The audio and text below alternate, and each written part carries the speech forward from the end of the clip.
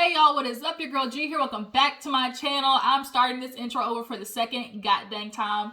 I don't know what it is, but every time I start trying to record, people want to call me. And I literally have to start over. But we're going to get right back into it.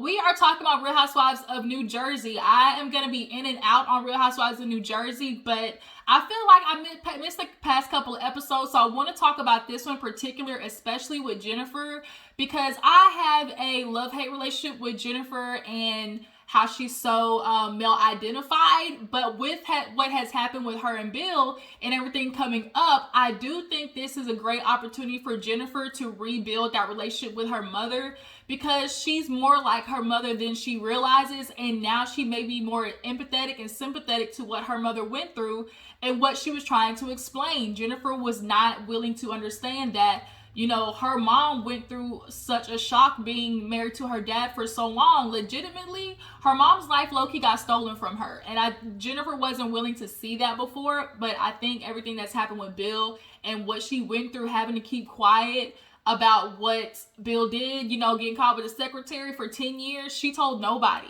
So Jennifer is now revealed, like, well, Jennifer ain't the one who revealed it, Margaret low-key was. But at the end of the day, Jennifer's now gonna have to, you know, bring forth this secret that she's kept to herself. And maybe this will be, like I said, the reason her and her mom reconnect. Because even though her mom is like the simple Turkish, you know, their views are super harsh regards to, like, you know, relationships and, you know, men and women's roles and stuff like that. She's just wondering if she's gonna have the idea of, like, oh, Margaret's the problem. Like, who was the problem? Like, why did Bill step out? And you know, of any religion or just in general, like, because of the patriarchy we live in, anytime a man steps out, it's like, well, what did the woman do? Or like, what was not happening for him to step out, when it's just genuinely like he's an a-hole and he wants to step out. Like, and then on top of that, being in the harsh religions, like, you know, Iranians, Turkish, like Asian communities, the Indian communities, they're super, like, they're times 3. But we're going to get into Jennifer, her mom, and obviously Teresa, and how long she wants to keep this delusion of this relationship with her and Louis and this used car salesman. Margaret hit it right on the head. Like, there's no other way to describe Louis than used car salesman. Like, it just fits. He fits the description. Look like it, look like he smelled like it, walk like it, just like just used car salesman. So we're gonna get to Real House of New Jersey. Oh, real quick, you guys. Okay, so any of you watch Unexpected on TLC? I'm considering reviewing Unexpected on TLC. Not every episode, but it is such a good show. And if you haven't watched it, I'm definitely telling you guys to go watch it. Or if you have, drop down in the comments and let me know if you would like me to review Unexpected. I ended up doing, I think I did no, I didn't. But yeah, Unexpected. Drop down in the comments and let me know what you guys think of it. If you're new to it, go check it out. I'm letting you know it's a watch. It is a whole key. There's literally one family, like, it genuinely is like a generational curse, it seems like. So the grandmother and the 2 daughters of the grandmother were all teen moms. And the 2 daughters under the grandmother have daughters themselves, and all of them are teen mothers. So the aunt and her 1 daughter is a teen mom, and then the mom and her 2 daughters are all teen moms. And another one's getting ready to have another baby. She had her first baby at 16, is now going to have her second one 18 going on 19. So all of them were teen moms. Like, it's a mess. Like, it's a mess. And that's just one of the families. So Unexpected, go check that out. But we're going to talk about Real Housewives of New Jersey right now, so let's go ahead and get into it. So we open up the episode with a lot of the men, the husbands. You know, Real Housewives of New Jersey, the husbands are actually very close. And it's one of my favorite. Like, I like when the husbands have a relationship, because we're not just getting the wives. Like, the husbands offer the contrast of what we all know is, like, whatever the women get into, like, we ain't got nothing to do with it. My name Bennett, I ain't in it. Like, we watch the wives fight to try to see the husbands make everything up, like, in the background.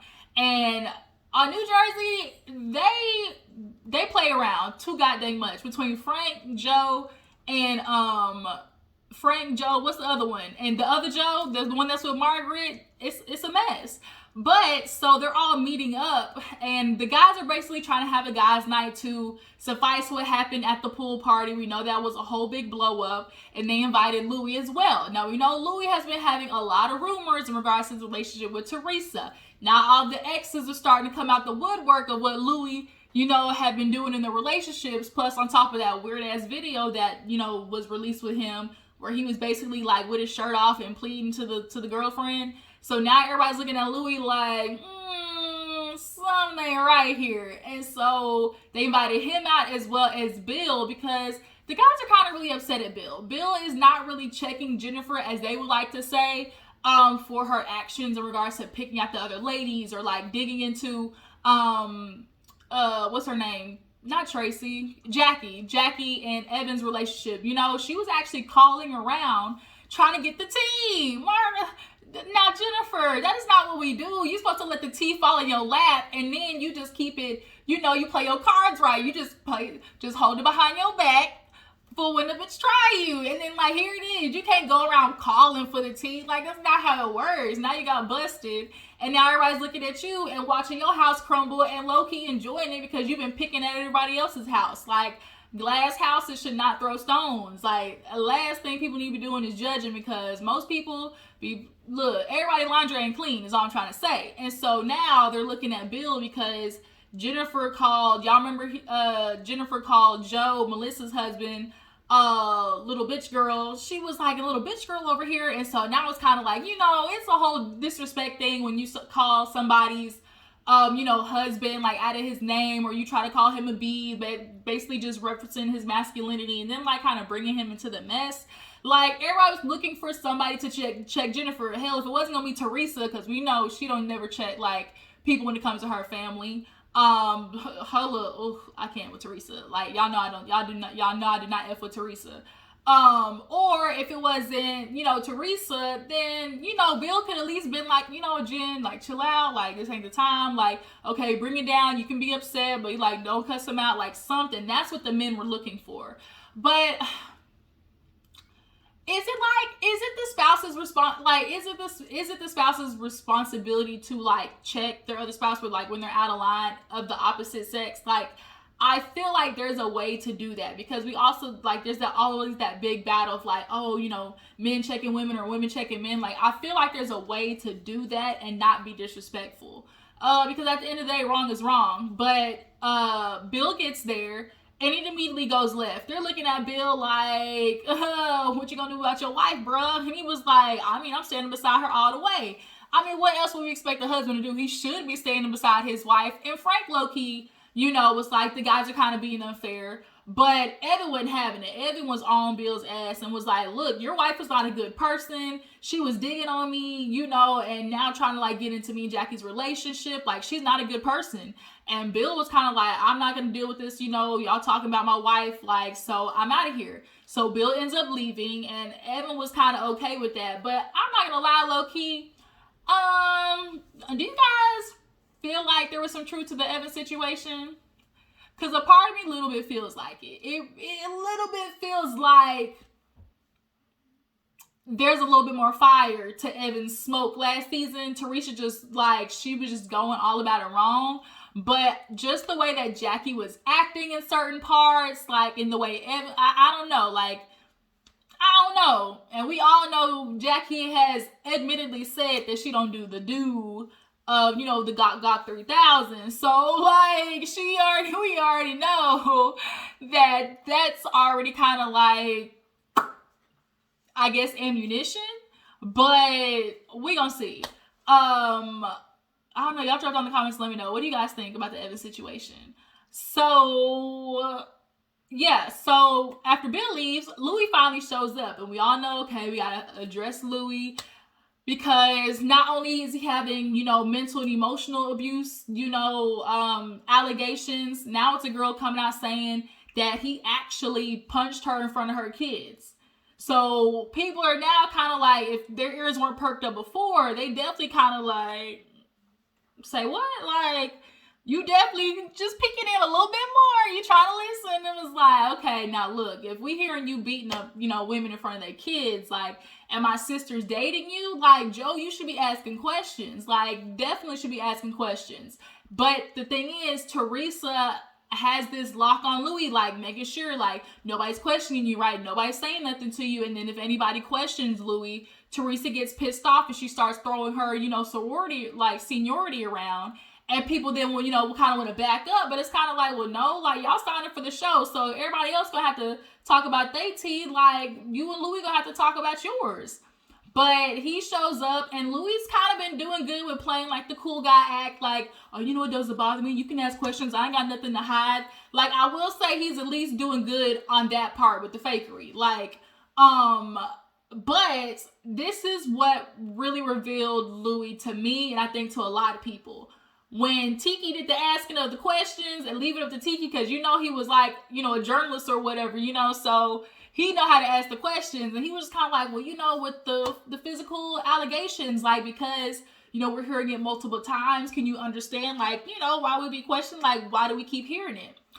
And this right here was the moment when Louis goes, well, it's just a bitter ex. And, let me tell you something about her. I heard she stabbed her husband with a butcher knife. And everybody was like, huh? And he was like, yeah. And they were like, you still got with her, though. And he was like, I didn't want to believe it, And it was kind of like, so if you didn't want to believe it then, why are you throwing it out there now? Because you got with the girl almost, and actually even almost got engaged to her. So where was the switch, right? So where's the switch? So the fact that he was throwing that out there, everybody could definitely see that he was trying to pull a, look over there type moment. So I guess the guys basically said they're going to give Louis the benefit of the doubt. It's a boys club. You know how it goes. They're going to believe the guy over the girl any day, and just basically have lack of accountability. We know how this shit works. So the next scene, we see all the guys basically filling in their wives on the conversations that they had. And the wives are just kind of like, we kind of think the same thing. Like, is Louis a good guy? Margaret, she don't believe him for a hill of beans. And, Tracy, she's still mad at Jennifer for, trying to call around and basically get the tea on Evan and their relationship. So she don't really feel bad for Jennifer at all.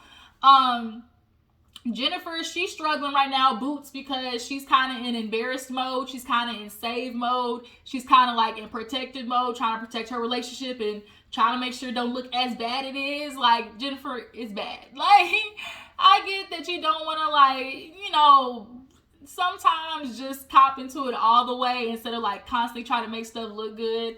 Like, it's a little bit better, a little bit more freeing. And I think, actually, this low-key is better for Jennifer. Like, it's a blessing in disguise, maybe, because to hold on to that for 10 years and act like it didn't exist, like, that's festering somewhere else. Like, that doesn't just go away. So unless you address the pain, it's always going to sit there and harbor, and you almost do yourself more of a disservice because now you're constantly dealing with the pain. Like, if you're over it, then go ahead and deal with it and move past it. Like, that's one thing I've learned. Like, not addressing the stuff doesn't make it go anywhere, like, at all. So it's better if you don't want to deal with the pain anymore. If you're like tired of the pain, the only way to make it go away is to get through it. And I think Jennifer just completely skipped that and just keeping it to herself and just like sitting on it for 10 years. You're not going to tell me that never played in her mind throughout those 10 years. Like, lies, you tell. But we see Teresa, in contrast to Jennifer's, house crumbling. Teresa feels like her house is blooming. She has this thing with Louis and she's talking to her daughter. It's like, oh my God, it's our year anniversary. And I just can't believe, I met him. I prayed to, no. That's what she calls her dad and her mom. I guess it's an Italian thing to Nana, no. And, like 2 days later, I met Louis. And I always feel like Teresa's like leading them to something, like leading them to liking, like, Louis great, right? He's great, right? Like, he loves me, and like, you see how happy we are, right? And Gia's just kind of like, right. And she's even saying the same thing. Like, I was skeptical, I saw the rumors, like, so the fact that, first of all, Teresa, that Gia is even admitted to seeing the rumors, you're not going to convince us that you didn't watch that goddamn video that dropped from Louis. Because she said that she didn't see it. And she's like, not even her kids saw it. Like, Lies you tell. Fairy tales and fallacies, Teresa. Cut it out. We know you saw the video because you're not the person to let other people know something you're not talking about. Like, you have no idea on. Like, girl, get the fuck out of here. But they're getting ready for her, like, she's getting ready for her year reunion. I mean, your anniversary. I don't know why the word reunion came to my mind. But her and Louis do their, anniversary. He has a boat, rented out, flowers, a saxophone. And this is like where we watch Teresa kind of make the moment thing again and show how good, oh my God, Louis is so perfect for me. He has a dude playing saxophone there. She was like, oh my God, like, Louis listens. I told him, like, when I was in elementary, I played the saxophone. Isn't he just so great? And I was like, did he hire a saxophone player because you played saxophone in elementary, or did he just hire a saxophone player to play music? Like, I think hiring a saxophone player is typically the way you go in a romantic setting. It's either guitar, saxophone, or piano. Like, it's usually them three. Like, so, I mean, Teresa, you try to make fetch a thing, and this happened, like, in this moment to make Louis seem like he's the listener, he's the love of my life, if you want to call it. But, I'm peeping game. And Louis shows her a gift. It's like this large, kind of like medieval scroll. And it was like 20 reasons why I love you. And it was just kind of like, I have no doubt that this has been a good year for Teresa. Louis is love bombing this out of her. Like, I have no doubt that Louis has been on his good behavior. It's not the honeymoon phase of like, oh, we know things are going good right now, Teresa. It's just when they get bad, that's when we're going to see his character. Because all, the kumbaya with him, it can only last for so long. People can only keep up the representative for so long. Dolores, her kids, they're finally somewhat settled in the house. Frank decided to get his act together and finish the house. Dolores is stressing because her mom ended up having to have a triple bypass. They said her heart was like 90% blocked or something like that. I couldn't imagine dealing with that. But Dolores, her mom, she's literally on watch because they're worried she could have a heart attack any moment. So everybody's freaking stressed. And I really feel bad for her. But the thing is, she has David, who, even though they broke up, David is still a doctor. So he's gonna watch over, Dolores' mom and keep a special eye on her. Even her kids still talk to him damn near every day. So, like, it's such a weird contrast, I'm sure, for Dolores, because, she broke up with David, but he still maintains a really good relationship with, her family and her kids especially. So, like, I'm sure that's awkward and makes it that much harder to move on. But word on the curb is Dolores got a new mans, y'all. Dolores got a mans. Y'all, Dolores is bad, y'all, too. Everybody talk about Dolores. And then, oh, wait. Hold on, y'all. Here's the tea. On Twitter, David is dating, guess who's ex? Louis' ex and David are together. This sounds like the show to me. I said the caucasity. Like, just keep it all in the family, why don't you? But yeah, I saw it on Twitter and I was like, oh snap, new season in New Jersey. So moving on, what else happened? Oh, so they invited Dolores out to basically like to a spa. They want to help her and just kind of de-stressing. And oh no, before that, Melissa, we need to talk about this conversation Melissa had with her daughter, because I love specifically on Real Housewives, just like the franchise in general, some of my favorite scenes are the ones with the kids, because it's just good to see other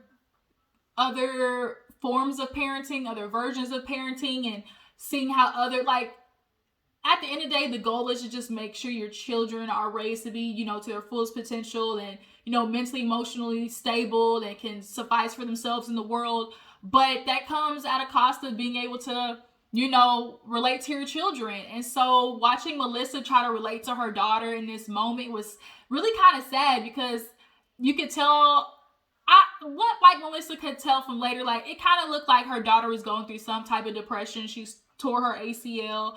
And typically, the ACL recoveries are 3 months. Shoot, I blasted both of my ankles in high school. I broke one and then sprained the other one, like literally within weeks of each other, like healing. So I could imagine, like, I get what her daughter Antonia is going through. Like, when you are such an athletic person and you be breaking stuff, you be like, the freak, like, what am I supposed to do? And then on top of that, the pandemic, and like Melissa said, her moving schools, she was like, it's kind of cruel that you moved me in the middle of high school. Like, that's kind of messed up. Like, you didn't even consider my feelings. And Melissa's like, yeah, we did, but we just kind of had to do what's best. Like, but what Antonia doesn't realize, like, girl, your parents were trying to sell a multi-million-dollar home. If you had to choose between getting a couple of million and you switching high schools, boo-boo, I'm sorry, Antonia, you switching high schools, because we got millions on the line right now. So I feel bad for her in that regards, because she low-key became collateral damage. But, you know, she was giving her mom, like, the pouts and stuff, like, typical teenage stuff. Like, every, you know, kid goes through that, like, teenage phase where it's just kind of like Melissa said, like, you just roll your eyes. And so Antonia's giving her that energy. But it's nice to see that she at least was allowing her daughter to express her feelings and, you know, talk to her in that type of way, because not a lot of kids have that relationship with their parents where, like, you're actually allowed to, like, express your feelings. So that's why I like watching the Housewives shows, because you just see different, you know, versions. And I don't know, for some reason I just like those interactions. So she actually ends up later telling the ladies at the spa what she was going through with Antonia. But before that, everybody's showing up, Margaret and everybody's just talking, and they're getting into basically the mess with Teresa and Louie, and like, how are y'all feeling? And Melissa is over there doing what her and Joe basically have decided, which is, we gonna keep our mouth shut. Like, we not doing this, because we know when you start poking at Teresa, she is, you know, tick, tick, boom. And so they're watching all the other ladies just talk about it. And then it's kind of like, yeah, we gonna let y'all do that. But Tracy, do y'all like Tracy as an addition to the show? Like, I'm trying to decide if I like Tracy or not. I feel like I do.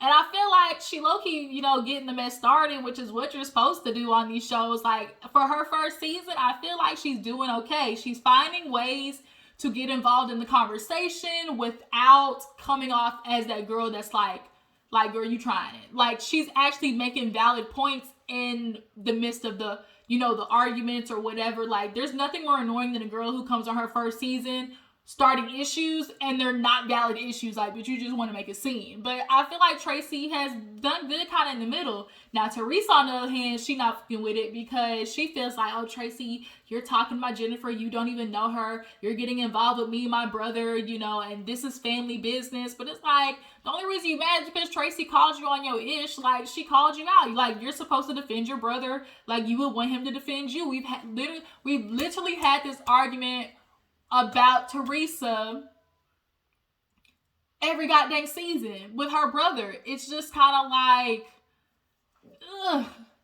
Someone just like backhand her and just like wake up. It's just kind of like, oh my gosh. But she don't like Tracy. So Dolores comes in and everybody basically gets their massages and stuff like that. Melissa talks to the ladies about her daughter Antonia, and they were just kind of like, yeah, that sounds like depression, boo.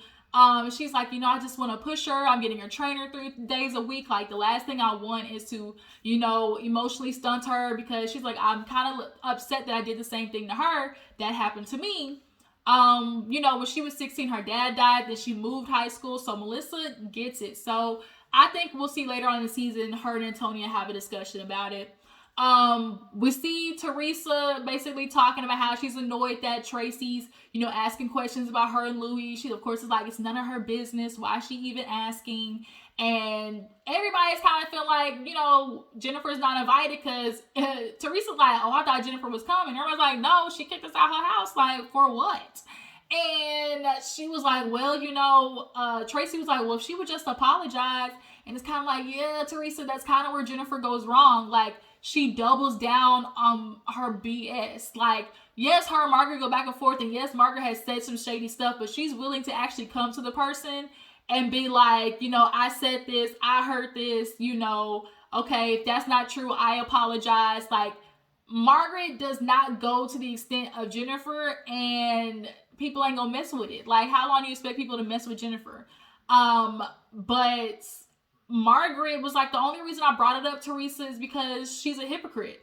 Like, she's a hypocrite. Jennifer had so much heat for Margaret, like so much heat, even to the extent of calling her mom a hoe. Like, y'all, she was like, oh, she's like, Margaret, now I see where you get it from. The apple doesn't fall far from the tree. And it was like, your mother's a whore, you're a whore, you're all whores. Like, that's how she was coming off. And so now Margaret basically was like, let me turn the mirror towards you because you want to talk about me, but it looks like me and your husband got more in common. And Jennifer didn't like that. But Teresa feels like, you know, everybody's wrong, and that's how Teresa is. It's kind of like, girl, you a hypocrite too, boo-boo. But Dolores basically told Margaret, like, yeah, I agree with you, she's a hypocrite, but she's going through a lot right now. Basically, the truth about Bill's affair coming out, like, after having it buried for 10 years, like, she's going through it. So it basically in the episode with Jennifer talking to her brother. You know, her and her brother have a, you know, really close relationship. He came out finally to his family as gay, and they were kind of, you know, obviously Turkish family, just kind of looking like, what is that? But I think they've gotten better in their relationship, if I'm not mistaken. But nonetheless, Jennifer was talking to her brother, and she admitted to him that she finally told her mom about Bill. And he was like, oh my God, what did she say? And she was like, of course she was cussing out Margaret because she's the one who revealed it. But she's like, I feel like low-key a part of me, you know, is kind of still like stuck in the old Turkish woman, which is like, oh, you know, that's what men do. Like, you know, sometimes we become victim to our socialization. We become victim to, like, you know, this system that's kind of low-key set up in place. And so it's easy for a lot of women just be like, you know, that's kind of what men do. Like, that's what we hear all the time. And so Jennifer is just kind of waiting for that moment. Her mom low-key kind of tells her, like, well, what were you doing? Or like, okay, so you stayed. And Jennifer admitted, like, she literally admitted, like, she was 9 months pregnant when he did it. She said she found out, and then like 7 days later gave birth. So she was like, I didn't have an education. I had 2 kids and, you know, was pregnant. Like, I didn't have anything. So that's kind of like what always happens is, like, she basically kind of gave up her life and got pregnant and didn't have anything for herself to fall back on. And that low-key just kind of like pushed her even more into staying with Bill, even though he literally just did this terrible thing. And so I definitely feel bad for Jennifer in that aspect, because I couldn't imagine carrying all of that, not telling nobody. She told nobody. She gave birth, and she's telling her brother Steven, she's like, we haven't discussed it since. Like, we have not talked. And he was like, y'all need to go to therapy. And she's like, Bill doesn't want to go to therapy because he feels like if we start, you know, talking about everything and opening up Pandora's box, we may not be able to close it. And it's like, well, that's kind of better than just pretending like nothing happens. Like, you would need to know if you can't close the box now versus 10 years later. And like, she's like, I don't want to be like my mom, who realized, okay, I stayed in something I shouldn't have, because her mom was with her dad for like 50 something years. She left Turkey with Jennifer's dad when she was 16 and he was like 25. So all of her life, like, was literally robbed. And so she's like, my mom stayed, and she's like, I just don't want to do that. And so we're going to see from what the preview looks like, she's going to be begging him more to talk and just like say some stuff. So we're going to see if Bill actually talks, because she said he clams up. He don't want to talk nothing. But Bill, you gonna have to die in that hill, Bill. Bill, you gonna have to die in that hill, because if you was man enough to step out, like, you niggas be stepping out, y'all be man enough to do the stuff. But let somebody confront you. Y'all start running back in that shell real fast. Y'all want to be quiet when it comes y'all indiscretions. No, sir, Bob, you are national TV. You don't have to discuss it now. But that was Real Housewives of New Jersey. I'm gonna be coming back to you guys.